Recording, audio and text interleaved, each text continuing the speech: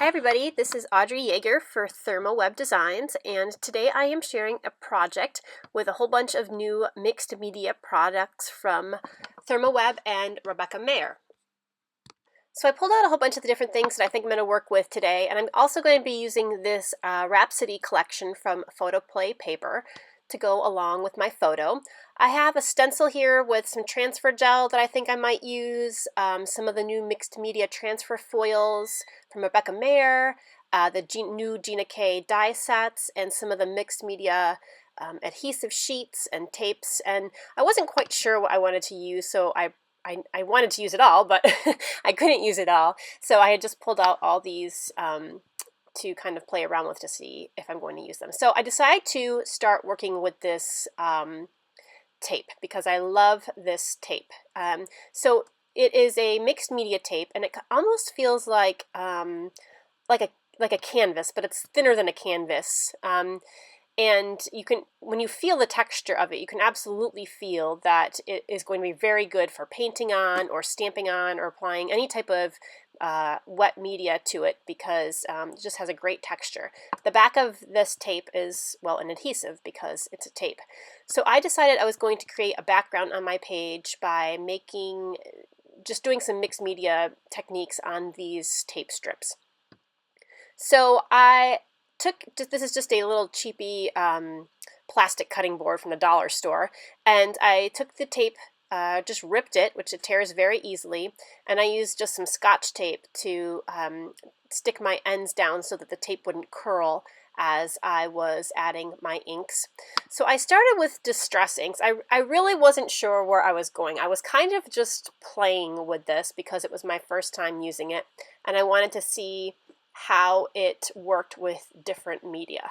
So I first decided to use these inks, and I used a little blending tool and blended some inks, and then I was using a little dauber and kind of blending in some more brown. I knew I was going to use brown, and I was kind of going for a little bit of a wood grain look, or the color of wood. I'm using that piece of paper up there in the top right-hand corner as kind of inspiration for color and design. And that piece of paper came from that Photoplay collection, the Rhapsody collection. So I wasn't getting the brown that I wanted with my ink, so I actually went to my spray mists and pulled out a few sprays. I think this color is a glimmer mist. It's called Suede, which is a perfect brown, and I really like how that brown is on these tape strips. And I was very surprised at how absorbent and how fast these strips absorbed the liquid and dried too, because they dried pretty quickly afterwards. So that was somewhat dry. It was pretty dry, and then I decided I wanted to add a pattern to it, and I had pulled out a wood grain stamp, but then I decided to go a different direction and add this little, it's kind of like a triangle, and these old rolling stamps are from, they're pretty old. They're from Glitz Designs, but I just rolled over with some black ink. And then to kind of lighten it a little bit more, it's very difficult to see, I'm sure, in the video, but I'm adding a little bit more yellow to some regions of these strips just to make it a little bit brighter. And then I went through with some, is this mustard Heidi Swept Color Shine? I think it's the yellowish mustard color, Heidi Swept Color Shine. So I finished those. I put those aside to dry. In the meantime, I'm going to break out these new dies here from the Gina K designs, and these are sets of stitched circles, and one of the sets has like 2 stitch lines on the circles, and the other set has just a single stitch line. And I do not want a full circle. I just want kind of the outer ring. So I am layering these 3 dies together. So the center one is a full circle, but the outside 2 are just going to be the rings. And I actually end up using a combination of the circle, the full circle, and the rings on my page. But I do this a couple times to get a variety of circles. And I do go through, because I wanted a couple smaller circles as well, I do go through and use a circle punch to punch out some other circles. There's a very cute little heart in one of the die sets as well, And there's also a square die set, which I have here with stitch lines that has a flower and some leaves. So I took some other pattern papers from this photoplay paper collection, and I'm using the flower and leaf dies to cut out some of those shapes as well. I'm not going to show you this whole process here of me cutting out all these little bits, but you can kind of get the idea. I do go through and cut out a couple more flowers for my page as well. So these tape strips have dried, and they did dry pretty quickly, and after playing around with them a little bit, I decided that I was just going to layer a few behind my photo. And again, this is my first time working with these, so it was an experiment, and I kind of add some things as I go along. Now, I have created a sketch for this page, which I will link up at the end, or actually I'll include an image of it at the end of this video. So I already had this page design kind of planned in my head. I usually make sketches of my pages before I sit down and actually scrapbook them. And then, yeah, I created a digital image of my sketch, which, like I said, I'll include at the end. And I love this collection because it has feathers in it. And this picture is, of course, of my daughter hugging her chicken. We have 6 chickens. She loves them. They don't always show the love back. As a matter of fact, the funny thing about this photo is that she was really close to the chicken and hugging it, and she pulled her head back, and when she did, I don't know, the chicken saw something on her face and pecked her right in the cheek. And then she got all upset and mad at the chicken. And I said, it's not the chicken's fault. That's what they do. But so they don't love back as much as she loves them, but she continues to show them love. Anyway, I am just playing around with some of the circles. I pulled out some of the stickers that were circles on the sticker sheet that comes in this paper collection, and a few of the other elements. I pulled out some flowers because I thought they added a nice little touch to the edges of some of those circles, and the feather stickers as well. And I wanted something tiny to put a little shape. I wish they were hearts or even tiny circles. I guess I could have punched out tinier circles, but I went through and added some star stickers. And then I was looking to see if I wanted to add anything else to, I was thinking that top right area of the page was a little blank. I know I'm going to put my title there because that's how I sketched it out. So I didn't know if I was going to have a big title or a smaller title. So I'm looking to see if I could fit anything else in there. I fussy cut out that card there from one of the pattern papers, which is very pretty, but it doesn't really fit on my page right there, and I thought it drew away from the design too much with the scattered circles.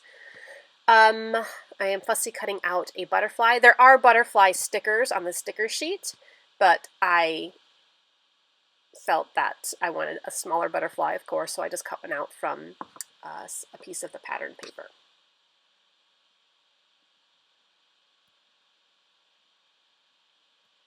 Okay, so I was happy with my design. I did add a couple more circles that I punched out with a circle punch, and now I'm looking for some stickers for my title, and I pick out these stickers. I like this little wood grain look on these stickers that say chicken, and I love the color too. It's just the color that I was looking for. And I actually had all the letters that I needed. Imagine that. And then going through my stash, I found these old chipboard letters from, oh gosh, I can't remember where they're from. I show you a quick image there at the beginning.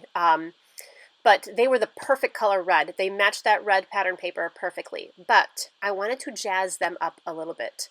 So in a few minutes here, I'm going to go through and jazz up those letters and the word love with some gold foil.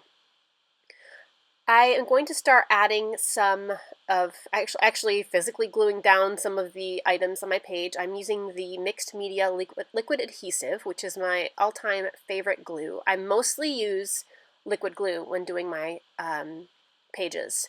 I will also use the 3D foam dots a lot to pop things off, but mostly the liquid glue. So I glued a few things down, and then I felt like that my block of tapes there needed to kind of have some blending and a little bit more mixed media and blend it into the background a little bit more. It was just a little too plain for me.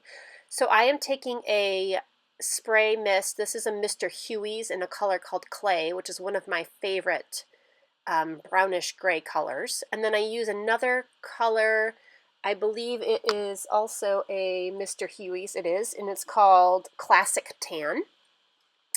And I'm going to go back through with both of these colors and the Classic Tan and a little bit of water. The Classic Tan has a little bit more brown and yellow in it, so I wanted to add that too. And the tapes, they bled a little bit, and adding, I did have a lot of media on those tapes though, so they bled a tiny bit, but not too much, and they actually blended in with the media I was adding onto the page, which is what I wanted. So I like how that worked out in the end. And then I just scattered a few drops here and there, and I'm going through with a paper towel to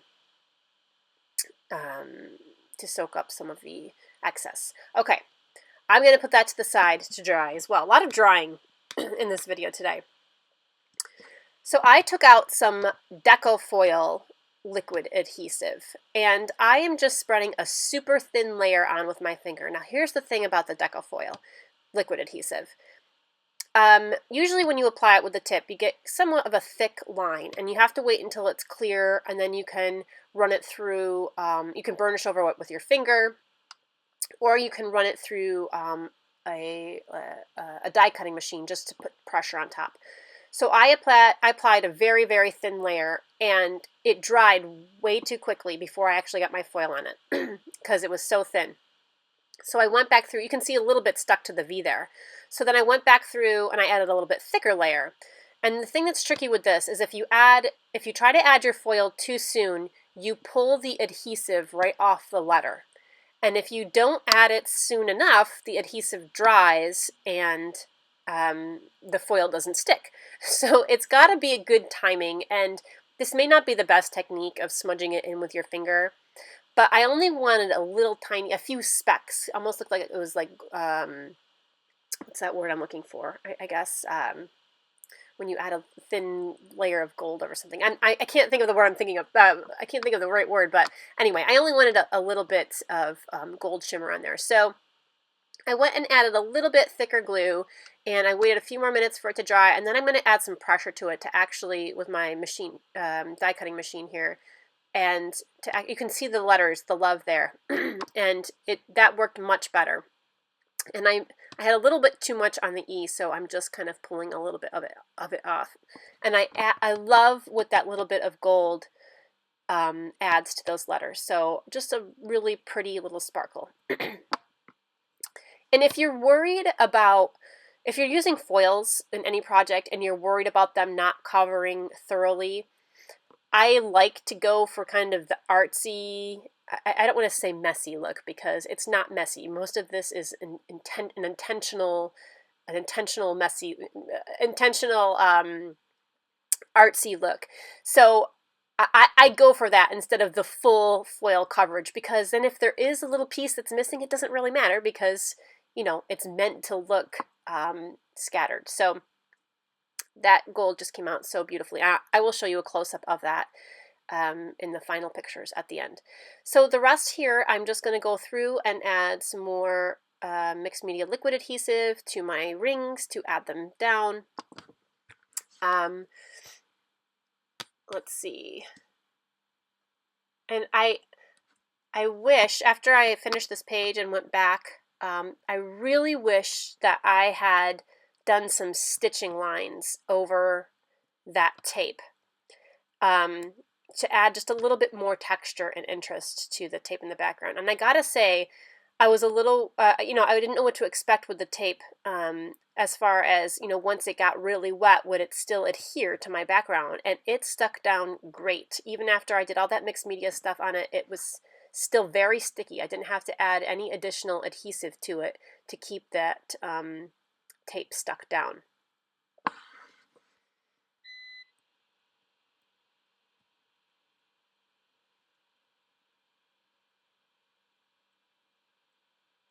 Okay, So last little bits here, I decided to pop off my flowers with some 3D foam squares, which you can see there on the right, which I use obviously smaller squares for smaller things and bigger squares for bigger things. I usually get the adhesive squares come in like a variety pack where you can get small ones and bigger ones together, so I usually get those.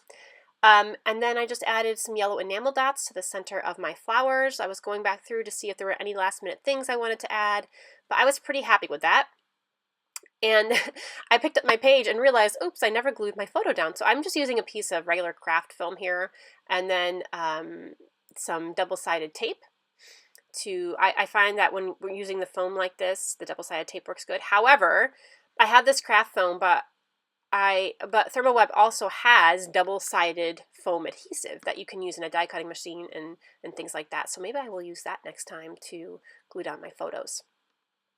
Although I get really nervous because I don't want to use it use it all up. So anyway, I'm adding some lines here for my title and for my journaling, and then I just go through and add that in, and that's pretty much it.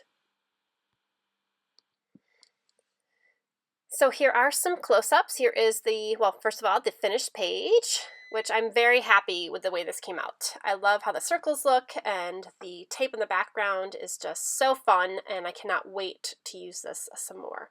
So thank you so much for stopping by today, and please be sure to check out the ThermOWeb blog for all the new mixed media products.